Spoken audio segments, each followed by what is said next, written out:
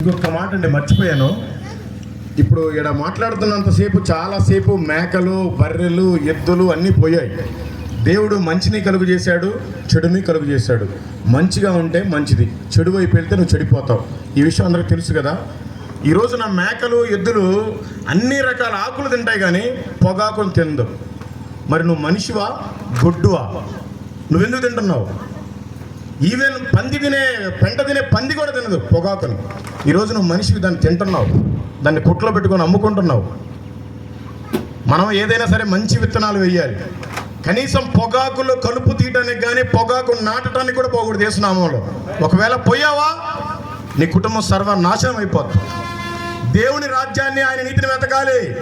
సాతానుగాడి రాజ్యం కోసం పోయి, నువ్వు కూలి కోసం పోయి పొగాకు నాటకూడదు, పొగాకులో కలుపు తీయకూడదు, పచ్చాకు వెళ్ళకూడదు, పొగాకును అమ్మకూడదు, పొగాకును తినకూడదు. అది మంచిది.